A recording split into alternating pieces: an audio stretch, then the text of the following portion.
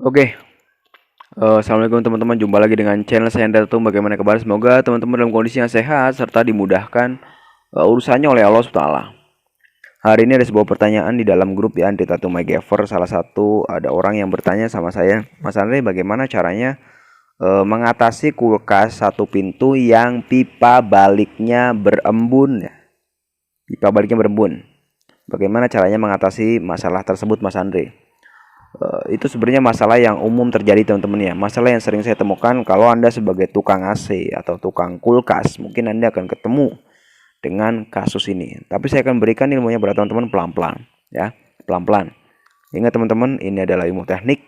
Pelan-pelan belajarnya, jangan buru-buru. Kalau teman-teman buru-buru nanti oleng. Dan setiap ilmu-ilmu yang saya share, saran saya kepada Anda adalah Anda catat.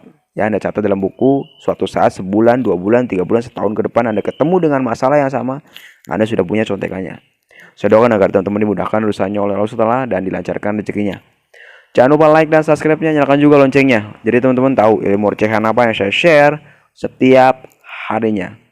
Semoga bermanfaat. Saya kira assalamualaikum warahmatullahi wabarakatuh. Oke, assalamualaikum teman-teman. Langsung aja teman-teman ya. Karena di dalam sebuah grup ya, grup apa namanya ini? Grup Anti Tattoo MacGyver. Jadi saya punya grup Telegram Anti Tattoo MacGyver. Ada seseorang yang bertanya tentang Mas Andre, bagaimana caranya mengatasi kulkas yang pada saat dinyalakan ya, atau pada saat di running ya, dia pipa yang dari evapnya berembun. Itu apa yang harus kita lakukan Mas Andre terhadap kasus ini ya.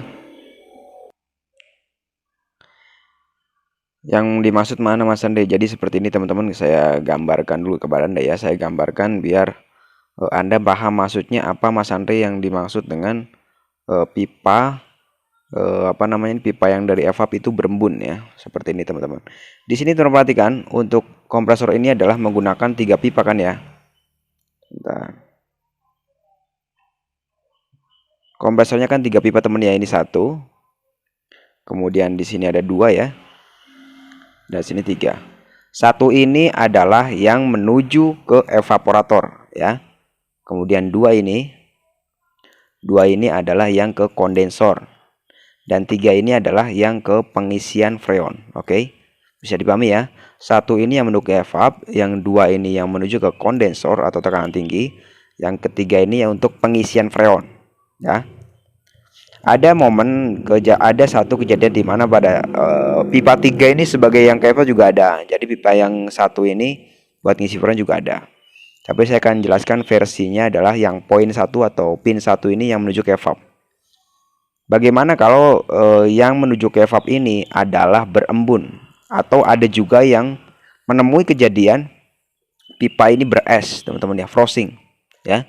Pipa poin 1 ini beres atau frosting. Apa sebenarnya sebab-sebab bisa jadi frosting seperti ini? Oke, saya akan jelaskan kepada teman-teman satu persatu pelan-pelan, dari yang termudah dahulu teman-teman lakukan sampai yang agak-agak tersulit ya. Tapi saya yakin teman-teman bisa melakukan satu persatu prosesnya ya. Yang pertama, kemungkinan besar adalah ada ruang di pintu Anda yang belum tertutup. Kita ketahui sendiri ya, untuk kulkas itu di sini teman-teman. Mana tadi? Nah, di sini kan ada kulkas teman-teman ya. Nah, bentar. Nah, ini kan kulkas Anda buka tutup teman-teman ya, bisa dipahami ya. Kulkas Anda kan buka kemudian tutup, buka kemudian tutup. Nah, ada masa di mana ruang ini atau pintu ini Anda itu ngebukanya terlalu lebar. Oke, dan terlalu lama. Ya. Terlalu lebar dan terlalu lama. Itu yang menyebabkan pipa balik itu berembun, atau pipa yang dari kompresor itu berembun. Itu poin pertama yang harus Anda ingat ya. Jadi pastikan pintu kulkas ini tidak boleh ada setelah ya. Pada saat dia hidup nggak boleh ada setelah ya. Pada saat dia kalau Anda buka untuk ngambil barang sih nggak masalah. Maksudnya pada saat dia running ya. Pada saat Anda udah nutup kulkas, ini pastikan pintu ini tertutup dengan rapat ya. Biasanya masalahnya di engsel ya. Engselnya dia udah koyak, udah loyo, makanya dia nggak bisa nutup trep gitu Itu poin kedua yang harus, poin pertama ya, apa kedua? Pertama ya. Itu poin pertama yang harus Anda amankan dulu. Jadi pastikan untuk pintunya itu nggak boleh ini ya teman-teman ya, nggak boleh ada celah ya. Itu yang pertama. Yang kedua adalah masalahnya di sini teman-teman. Nah di sini dia masalahnya.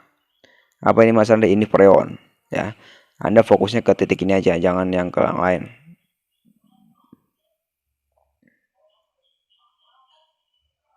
Ya Anda fokusnya ke titik ini aja. Bisa jadi kemungkinan besar ya ada penambahan freon yang over ya. Jadi teman-teman mungkin Anda sebagai seorang teknisi, Anda ngisi freon karena mungkin deadline atau Anda terlalu terburu-buru ya mengerjakan freon ya, mengerjakan isi freon terburu-buru, akhirnya Anda gerak cepat ya. Menyebabkan apa? Kalau misalnya Anda gerak cepat, biasanya yang terjadi adalah pipa balik dari evaporator menuju ke kompresor itu akan akan frost atau dingin ya, akan frost atau dingin. Karena apa? Karena kebanyakan freon. Di sini saya animasikan sebuah analiser di sini. Nah, oke. Di sini teman-teman bisa lihat ya.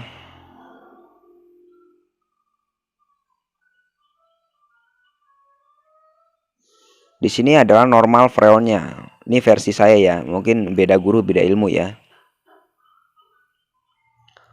Normalnya adalah sebentar. Nah, antara 0 sampai 15 PSI. Normalnya ya antara 10 sampai 15 PSI. Normalnya untuk freon seperti itu. Pada saat running kita ukur normalnya adalah antara 10 sampai 15 PSI. Kalau saya ngisi freon itu geber 20 PSI ya, nanti secara cepat habis itu saya segel dan nanti dia akan turun sendiri teman-teman. Pada saat sudah normal, pada saat evaporator sudah rata, dia akan turun sendiri ke 15 sampai 12 sampai 10 PSI, dia akan turun seperti itu. Kebanyakan teman-teman kalau misalnya ngisi pro-nya over biasanya nyampe 20. Atau ada juga yang 25 ya, atau 25 ya. Ada juga yang sampai 25. Itu yang bikin pipa baliknya bisa frozen atau bisa beres ya. Seperti itu teman-teman, itu yang poin 2 ya, freon ya. Satu pintu, yang kedua freon, yang ketiga ini. Yang ketiga adalah ini. Ini khusus untuk kulkas 2 pintu ya teman-teman. Ini khusus untuk 2 pintu. Kita akan mengenal untuk kulkas ya, ada yang pakai kipas, ada yang nggak pakai kipas. Ada yang 1 pintu, ada yang 2 pintu ke atas. Sekarang saya bicara khusus untuk 2 pintu ke atas ya. Jadi bukan 1 pintu sih, karena 1 pintu tidak ada kipas atau fan-nya. Biasanya kipas ini mati teman-teman ya. Kipas ini mati ya. Kipas ini mati. Baik kipas ini adalah arus 220 volt AC ataupun yang arus 12 volt DC, 15 volt DC. Biasanya kalau ketemu di mana pipa balik ya, pipa baliknya beres atau basah, itu kipasnya mati. Ini untuk 2 pintu ke atas ya. Diingat-ingat ya. Ini untuk 2 pintu ke atas, bukan 2 pintu ke bawah, kedua pintu ke bawah. Ada juga kejadian di mana kipas ini lambat juga pernah ya. Tapi kejadian kipas lambat itu jarang sekali terjadi ya, kurang lebih 10 sampai 15% ya. Kebanyakan itu freon, pintu, dan ada satu lagi yang nanti akan saya sebutkan. Yang jelas teman-teman, pastikan kipas Anda aman ya. Pastikan kipas Anda putarannya kencang, normal, nggak ada masalah. Nanti kalau misalnya dia bermasalah, teman-teman ganti aja dengan yang baru ya. Selanjutnya setelah kipas kita lari ke kasus atau masalah yang lain. Sebab-sebab masalah sebab-sebab kenapa dia pipa baliknya bisa beres ya, atau bisa dingin. Ini adalah kapiler ya. Teman-teman bisa diperhatikan ini kapiler.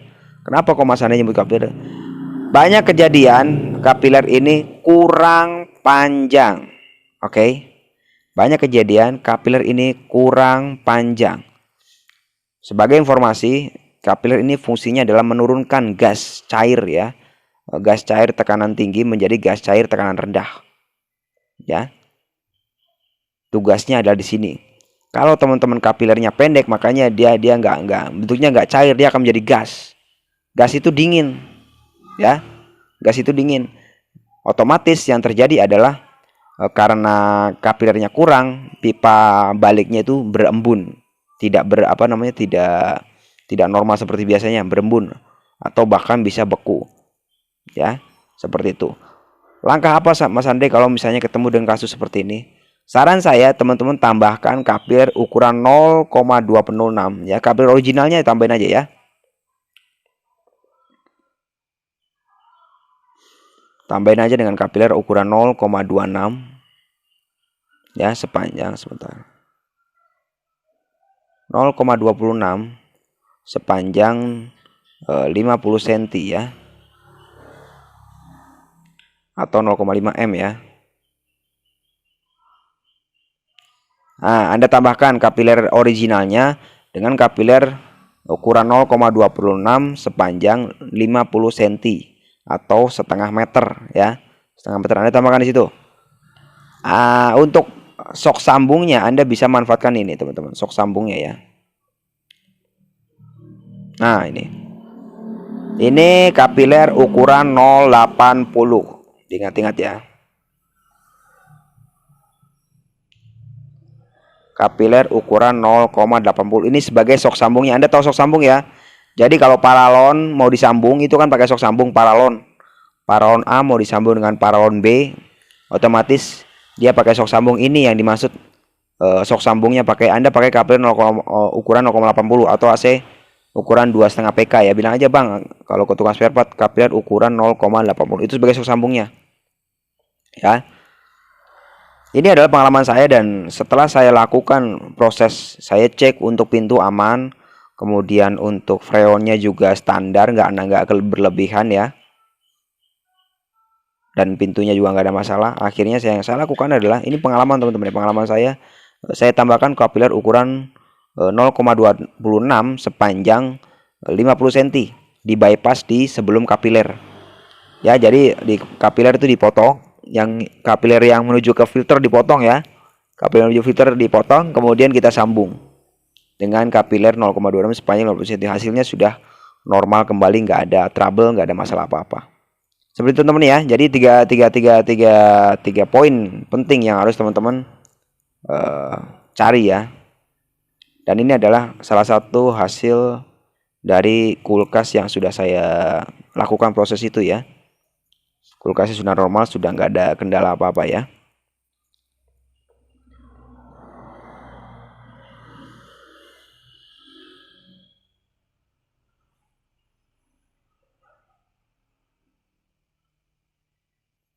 Bisa diperhatikan teman-teman ya.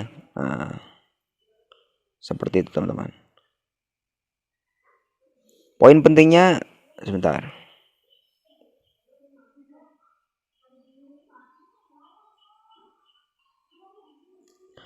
Poin pentingnya adalah yang penting teman-teman. Poin pentingnya adalah yang penting teman-teman. Kalau misalnya iya beres Mas Andre, nggak ada masalah. Beres dia, kalau beres mah jangan ya. Dingin Mas Andre, dingin. Kalau batu es mah dalam nggak ada masalah, normal, nggak ada masalah. Kalau di dalam mah dingin normal, batu es juga jadi nggak masalah. Kalau misalnya ketemu kasus seperti itu, saran saya udah nggak apa-apa ya. Itu masih tahap toleransi. Tapi kalau misalnya nggak dingin yang di atas itu jadi masalah ya. Tapi kalau misalnya di dalam batu esnya jadi, kemudian produksinya juga normal, nggak ada masalah, itu nggak aman-aman aja teman-teman ya, aman-aman aja. Tapi kalau misalnya yang yang atasnya nggak beku sama sekali, nggak jadi es sama sekali, itu yang harus Anda lakukan adalah 3 poin yang saya sebutkan tadi. Seperti itu teman-teman ya. Mungkin cukup sekian teman-teman. Semoga bermanfaat. Jangan lupa bismillah sebelum mengerjakan. Saya kira assalamualaikum warahmatullahi wabarakatuh.